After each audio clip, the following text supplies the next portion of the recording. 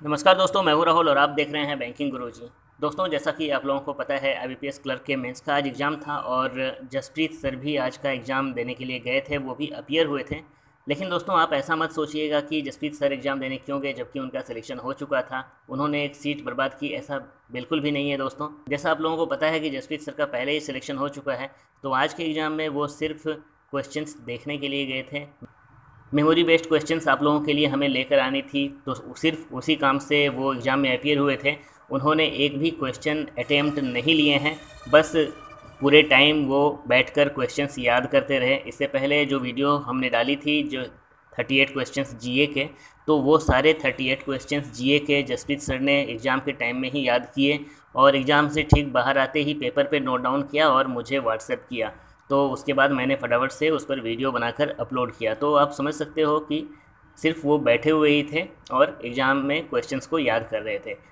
Math के questions भी उन्होंने बैठकर नोट किए, याद किए, रीजनिंग की भी बहुत सारी चीज़ें उन्होंने देखी और याद किए। तो बस वो पेपर कैसा लेवल का था यही बात देखने के लिए गए थे और मेमोरी बेस्ड क्वेश्चंस के लिए ही वहाँ पर गए थे। क्वेश्चंस उन्होंने एक भी अटेम्प्ट नहीं की है, तो ऐसा मत समझिएगा कि उन्होंने सीट बर्बाद की, ऐसा बिल्कुल भी नहीं है। तो चलिए दोस्तों, देखते हैं जसप्रीत सर ने एग्ज़ाम देखा तो उनके हिसाब से पेपर कैसे थे, किस लेवल के थे, उस पर अभी हम देखेंगे। तो सबसे पहले इंग्लिश की हम बात करते हैं। तो इंग्लिश का जो सेक्शन था दोस्तों, वो मॉडरेट टू डिफ़िकल्ट था और उसमें क्या क्या पूछे गए थे उस बात पर आते हैं। तो 5 इंटरचेंज थे, 5 क्वेश्चंस थे जिसमें कि सिंगल सेंटेंस रीअरेंजमेंट करने थे, 5 फिलर्स थे with 2 blanks and 2 columns, 5 connectors थे, 3 आरसी दी गई थी जिसमें से 2 आरसी फूड से रिलेटेड थे और तीसरी जो आरसी थी वो वाटर एंड ब्रेन से रिलेटेड थी। इस तरह की क्वेश्चंस इंग्लिश के सेक्शन से पूछे गए थे, आप पढ़ सकते हो अच्छे से।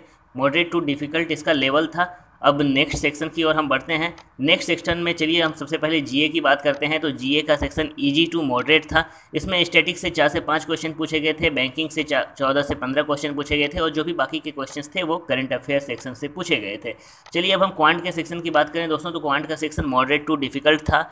इसमें 2 टेबुलर डीआई पूछी गई थी जो इजी टू मॉडरेट थी, एक पाई चार्ट डीआई भी थी जो कि इजी टू मॉडरेट थी, वो यहाँ पर नोट डाउन नहीं है, लेकिन एक पाई चार्ट डीआई भी थी और एक जो केसलेट डीआई थी वो डिफ़िकल्ट लेवल की थी दोस्तों। क्वाड्रेटिक के 5 क्वेश्चंस थे जो कि इजी थे। डीएस से जो 5 क्वेश्चन थे वो भी डिफ़िकल्ट लेवल के थे। क्वांटिटी 1 क्वांटिटी 2 बेस्ड क्वेश्चन जो थे वो 5 क्वेश्चन थे और वो भी डिफ़िकल्ट लेवल के थे। अर्थमेटिक जो थी वो भी डिफ़िकल्ट लेवल की थी। तो ओवरऑल हम कह सकते हैं कि क्वांट का सेक्शन मॉडरेट टू डिफ़िकल्ट था। रीजनिंग के सेक्शन की हम बात करें तो रीजनिंग का सेक्शन जो था वो मॉडरेट था दोस्तों। पजल 4 आए थे जिनमें से 3 पजल मॉडरेट थी और एक पजल डिफ़िकल्ट लेवल का था। इनपुट आउटपुट का सेक्शन जो था उसमें एक सेट आया था जो कि ईजी था।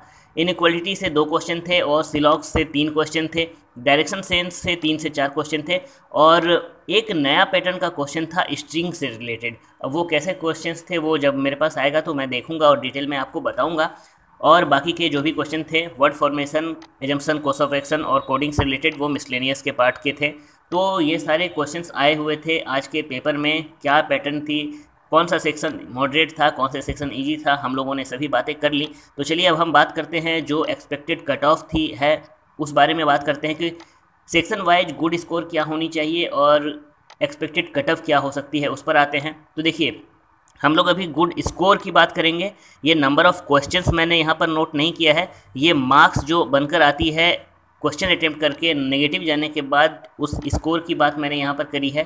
तो इंग्लिश के सेक्शन की हम बात करें तो इंग्लिश के सेक्शन में आपका गुड स्कोर 20 to 25 अगर लेकर आ रहे हो आप मार्क्स, तो वो बहुत ही अच्छा स्कोर है। रीजनिंग के सेक्शन की अगर हम गुड स्कोर की बात करें तो 35 to 40 अगर आपका स्कोर आ रहा है तो बहुत ही अच्छा स्कोर है। क्वांट के सेक्शन में अगर गुड स्कोर की हम बात करें तो 20 से 25 के बीच में अगर आप मार्क्स आ रहे हैं आपके तो बहुत ही अच्छा स्कोर है। जीए के सेक्शन में अगर हम बात करें तो 30 से 35 के बीच में अगर मार्क्स आ रहे हैं आपके तो बहुत ही अच्छा मार्क्स होगा। देखिए, आज का जीए का सेक्शन ऐसा पूछा गया था जिसमें कि अगर आपने अच्छे से प्रिपरेशन करी होगी तो आप 35 प्लस भी अटेम्प्ट करके आ सकते थे। चलिए अब हम ओवरऑल एक्सपेक्टेड कट ऑफ की बात करते हैं। तो आज के एग्ज़ाम के लिए जो एक्सपेक्टेड कट ऑफ निकल कर आती है दोस्तों, देखिए ओवरऑल जो पेपर था वो मॉडरेट था, ना बहुत इजी था और ना ही ज़्यादा डिफ़िकल्ट भी था। तो और मॉडरेट पेपर था, तो मॉडरेट पेपर होने के कारण कट ऑफ 105 से 115 के बीच में जा सकती है।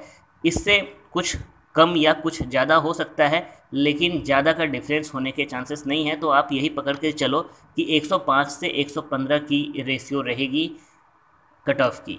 तो चलिए दोस्तों, उम्मीद करता हूँ आपको ये वीडियो पसंद आया होगा और आप इसे लाइक भी ज़रूर करेंगे, और अगर पसंद आई है तो लाइक ज़रूर कर दीजिए दोस्तों, और वीडियो शेयर भी किया कीजिए। पिछली वीडियो अगर आपने नहीं देखी है जिसमें कि 38 क्वेश्चंस जीए के मैंने डाले हुए हैं, तो आप वो वीडियो भी ज़रूर देख लीजिए और शेयर भी कीजिए दोस्तों। तो फिर मिलता हूँ आपसे अगले वीडियो में हम लोग मेमोरी बेस्ड क्वेश्चंस करेंगे। तो तब तक के लिए धन्यवाद।